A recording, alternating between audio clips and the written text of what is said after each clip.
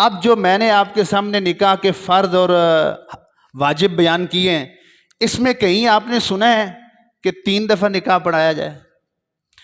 کلمہ پہلا بھی تے دوسرا بھی تے تیسرا بھی تے 6 کلمے پڑھائے جائیں؟ کہیں سنا ہے آپ نے؟ 6 کلمے پڑھانا، پہلا کلمہ پڑھانا، دوسرا کلمہ پڑھانا، 3 دفعہ اقرار کروانا، یہ نہ فرض ہے، نہ واجب ہے، نہ سنت ہے۔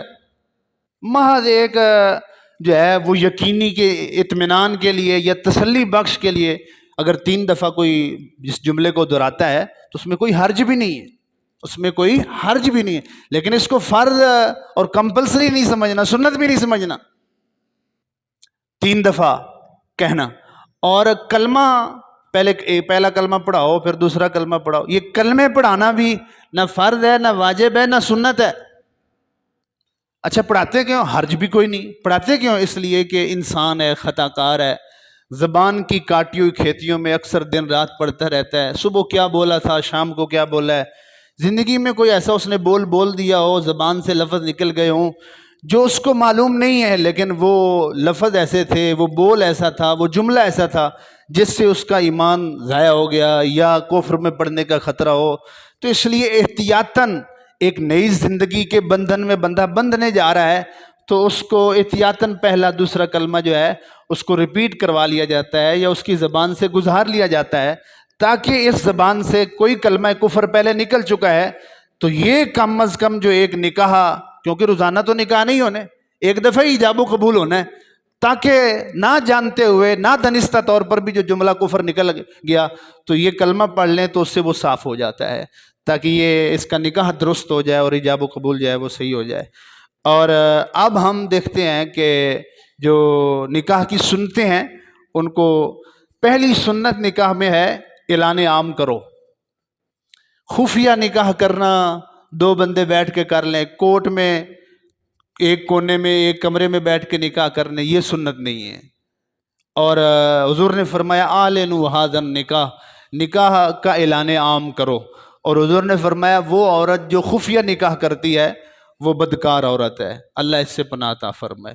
جتنا زیادہ آپ اپنے نکاح اور شادی کو اوپن کریں گے، مجمع میں کریں گے اور اس کو خلوت کی بجائے جلوت میں لے آئیں گے، اتنا زیادہ اس میں سنت جو ہے وہ انوالو ہوتی جائے گی۔ دوسری سنت نکاح کے اندر خطبہ ہے۔ نکاح میں خطبہ پڑھنا سنت ہے۔ جمعے میں خطبہ پڑھتے ہیں، عید میں خطبہ پڑھتے ہیں، نکاح میں خطبہ پڑھنا سنت ہے۔ اور نکاح پڑھنے کے بعد نہیں، نکاح پڑھنے سے پہلے خطبہ پڑھنا یہ سنت ہے۔ نکاح پڑھنے سے پہلے خطبہ پڑھنا۔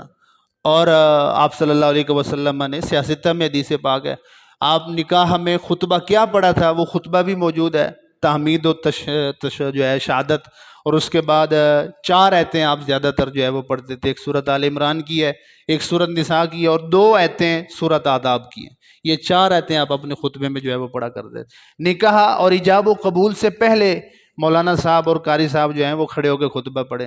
اب جس کو اوپر سے دیکھ کے قرآن نہیں آتا، اس نے صرف رجسٹر رکھا ہوا ہے اور سیدھی طرح اس کو نماز نہیں آتی، دعائے قنوت نہیں آتی، اور اتحیات اور تشہد نہیں آتا، محض وہ علاقے کا رجسٹرار بنا ہوا ہے، وہ کیا خطبہ پڑھے گا؟ وہ کون سے ایجاب و قبول کروائے گا؟ وہ کہاں تک شریعت اور اس چیز کا علم رکھ کر درست طریقے اور سنت کے زیادہ قریب اس فعل کو سر انجام دے گا؟ اس لیے کوشش کریں آپ ان افعال کو اور ان اعمال کو کسی اچھے عالم، پڑھے لکھے، باشرع، متقی، پرہیزگار کے زیر سایہ انجام دینے کی کوشش کریں۔ اللہ عمل کی توفیق عطا فرمائے۔ اور تیسری سنت مسجد میں کرنا۔ حضور نے فرمایا اعلنوا ھذا النکاح وجعلوہ فی المساجد، نکاح کا اعلان عام کرو اور اس کو مسجدوں میں منعقد کرو۔ مسجد سے بہر شادی حال میں اور گھر میں نکاح کرنا وہ بھی جائز ہے، اس میں بھی کوئی حرج نہیں ہے، اس میں بھی کوئی گناہ نہیں ہے، لیکن مسجد میں کرنا یہ افضل ہے، بہتر ہے۔ حضور نے حکم بھی فرمایا، اور حضرت فاطمہ رضی اللہ تعالی عنہا اور حضرت علی کا نکاح خود حضور نے مسجد نبوی شریف میں جو ہے وہ پڑھایا، اور آپ نے حکم بھی فرمایا کہ تم کوشش کرو اس کو مسجدوں میں جو ہے وہ منعقد کرنے کی کوشش کرو۔ علماء نے فرمایا من جملہ مسجد میں نکاح کرنے کی جو برکتیں ہیں ان میں سے ایک برکت یہ بھی ہے کہ زمین پر جتنی بھی جگہیں بابرکت ہیں ان میں سے بہت بڑی جگہ مسجد ایسی ہے جس پر اللہ کی ہر وقت رحمتیں اور برکتیں اتر رہی ہوتی ہیں. تو جب آپ مسجد میں کوئی ایسی ایکٹیویٹی کرتے ہیں جو عبادت والی ہے، سنت والی ہے، جیسے نکاح ہے، تو اس میں جگہ کی برکت شامل ہو جاتی ہے، اس مکان کی برکت شامل ہو جاتی ہے، جو وہاں ان سین برکات ہیں آپ کے اس فعل میں شامل ہو جاتی ہیں. اور اگر آپ کوشش کریں کہ مکان کی برکت کے ساتھ ساتھ زمان کی برکت کو بھی شامل کر لیں، وقت کی برکت کو، وہ کیا ہے؟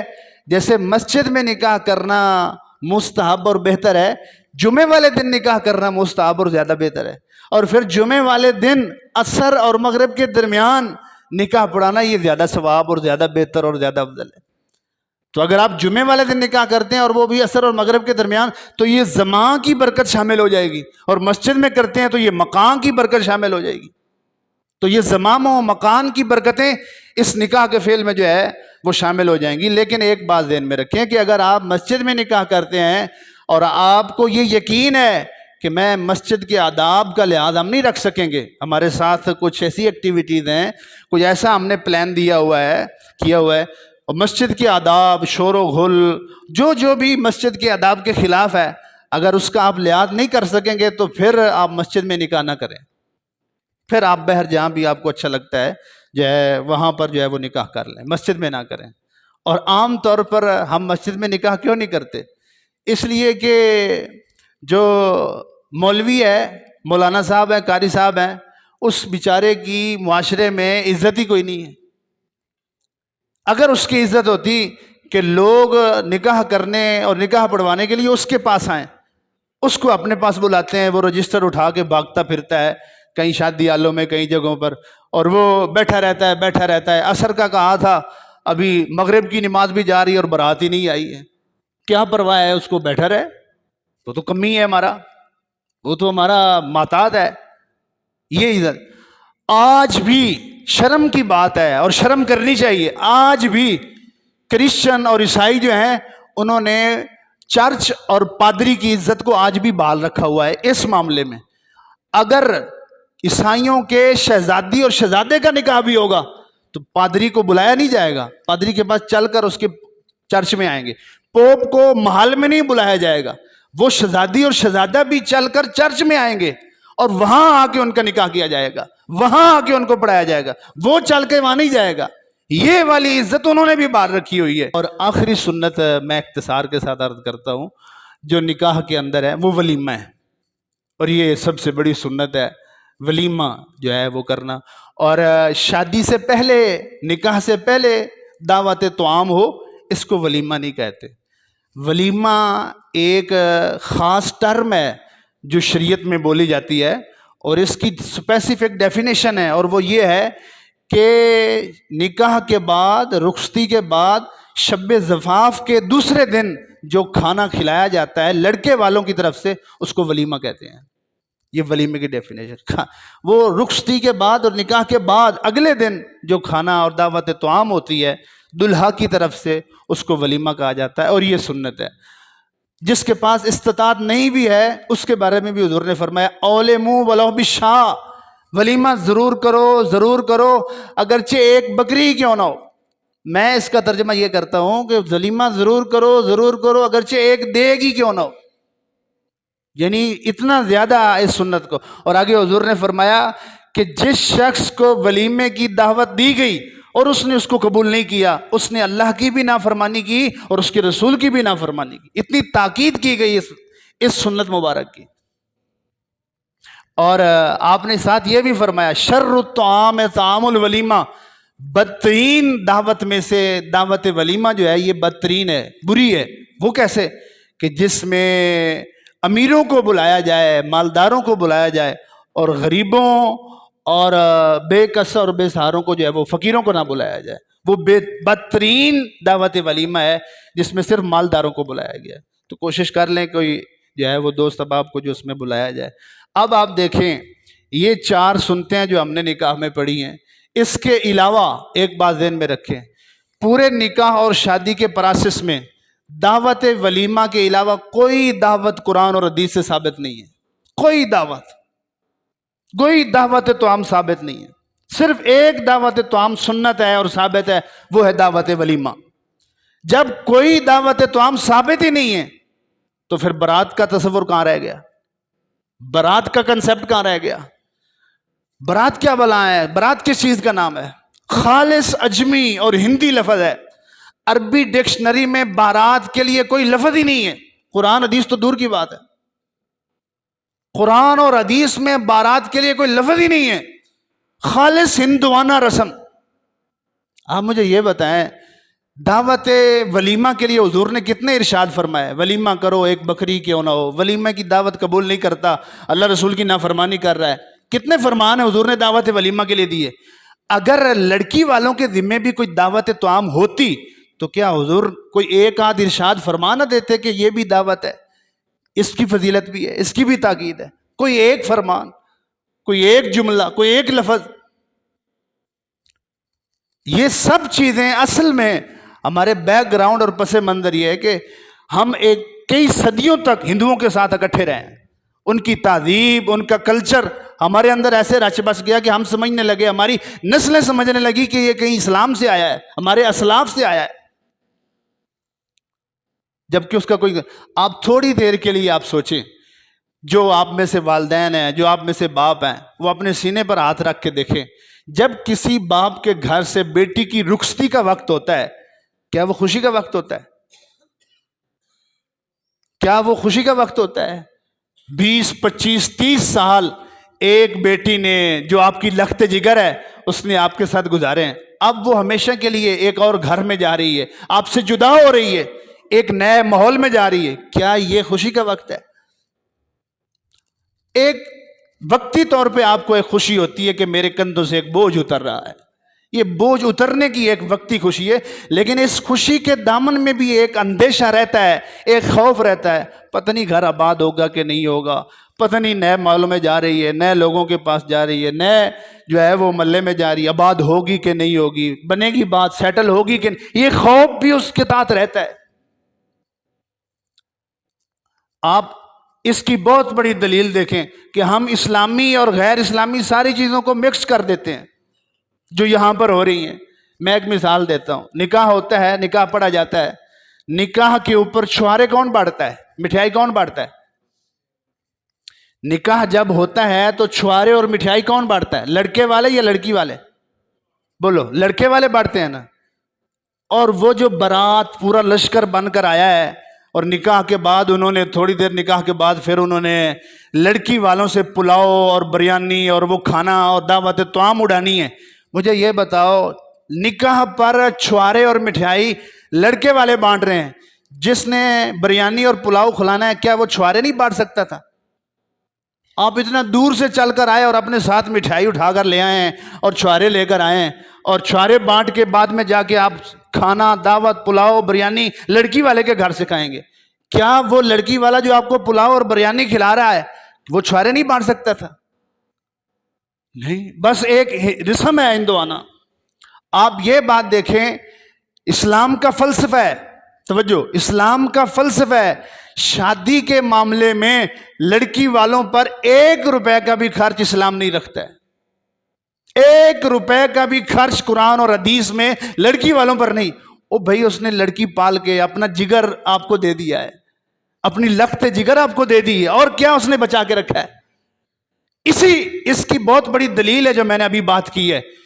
کیا فطری ضرورت جو نکاح کی صورت میں پوری کی جاتی ہے، یہ صرف ضرورت لڑکے کی ہے، لڑکی کی نہیں ہے؟ نکاح کی صورت میں جس فطری ضرورت کو پورا کرنے کے لیے نکاح کیا جا رہا ہے، کیا اس کی طلب صرف لڑکے کو ہے، لڑکی کو نہیں ہے؟ لڑکے کو بھی ہے، لڑکی، دونوں کو ہے، لیکن حق مار کون دیتا ہے؟ جتنی ضرورت، جتنی طلب لڑکے کو ہے، اتنی لڑکی کو بھی ہے، لیکن حق مار کون دیتا ہے، لڑکی یا لڑکا؟ یہ دلیل ہے اس بات کی کہ اللہ تعالیٰ نے عورت اور لڑکی کے ذمہ رکھے ہی کچھ نہیں، 1 روپے کا خرچ نہیں رکھا، ہم نے صرف جو ہے وہ اپنے بنائے ہوئے ہیں۔ میں معذرت کے ساتھ یہ چیزیں آخر میں عرض کر رہا ہوں، اگرچہ مجھے علم ہے کہ وقت ہو چکا ہے۔ اور جب یہ آپ ذہن میں سمجھ گئے کہ 1 روپے کا بھی خرچ اسلام نے لڑکی والوں پر نہیں رکھا، تو جہیز کا کیا تصور ہے؟ خالص ہندوانہ رسم، خالص غیر اسلامی رسم۔ ہمارے مسلمانوں کا المیہ یہ ہے کہ جو قرآن حدیث میں ثابت ہے ہم اس کے پیچھے نہیں پڑتے، جو ثابت نہیں ہے ہم اس کے پیچھے پڑتے ہیں۔ جو تقریبات اسلام میں ثابت ہیں ان کا ہمیں پتہ ہی نہیں ہے، اور جو نہیں ثابت ان کو ہم کر رہے ہوتے ہیں۔ یہ ہیلووین کے نام پہ جو تقریبات اکتوبر میں کی گئی، کون سا اسلام اور قرآن کہتا ہے؟ یہ بلیک فرائیڈے ہو رہا ہے، یہ وائٹ فرائیڈے ہو رہا ہے، یہ فلاں فرائیڈے ہو رہا ہے، یہ فلاں فرائیڈے ہو رہا ہے، مکسچر بنایا ہوا ہے، مکسچر۔ جہاں سے اسلام نکلا تھا، اللہ کے نبی نے سب سے پہلے اسلام جن کو دیا تھا عرب، اب اسلام اصلی شکل میں وہاں بھی نہیں رہا، وہاں بھی جو ہے وہ گرد و غبار اور ڈسٹ اوپر آ گئی ہے، اور وقت کے ساتھ ساتھ وہاں پر بھی جو حالات جو ہیں وہ اصلی اسلام جو ہے وہ ختم ہو رہا ہے۔ حضور نے فرمایا ویل للعرب من شر قد اقترب، ہلاکت ہے عربوں کے لیے جو بہت قریب آ چکی ہے، اور ان قریب بہت عربوں کی پٹائی ہوگی اور بڑی ہلاکت ہوگی۔ دیکھ کر فکر عرب کو فرنگی تخیلات، اسلام کو حجاز و یمن سے نکال دو۔ کل تک جو قوم، آپ دیکھیں نماز چھوٹ گئی اتنا دکھ نہیں ہوا، روزہ چھوٹ گیا اتنا دکھ نہیں ہوا، اللہ کے حکم کی کوئی نافرمانی ہوگی اتنا دکھ نہیں ہوتا جتنا میچ ہارنے پر ہمیں دکھ ہوتا ہے، جتنا ہمارے بلڈ پریشر اوپر نیچے ہوتے ہیں دکھ اور افسوس میں، دلی ہمیں دکھ ہو رہا تھا، رو رہے ہوتے ہیں میچ ہارنے پر، جیتنے پر ہماری خوشیاں گھمیاں ان کے ساتھ وابستہ ہیں۔ اللہ کے حکم چھوٹنے پر کبھی دکھ ہوا اتنا، کبھی افسوس ہوا اتنا؟ کل تک جو قوم کھیلتی تھی ننگی شمشیروں کے ساتھ، آج وہ فلمیں دیکھتی ہے اپنی ہمشیروں کے ساتھ۔ یہ جو والا کلچر ہے، یہ میں نے آپ کے سامنے عرض کیا ہے۔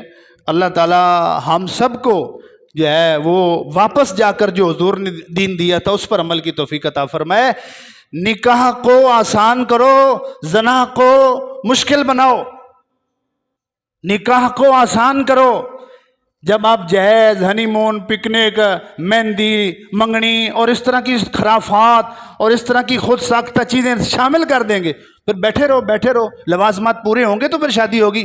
30 40 سال ہو جاتے ہیں، لوگوں کی عزتیں ان کی دہلیز پر بیٹھی رہتی ہے۔ بھئی کیوں بیٹھی رہتی ہیں؟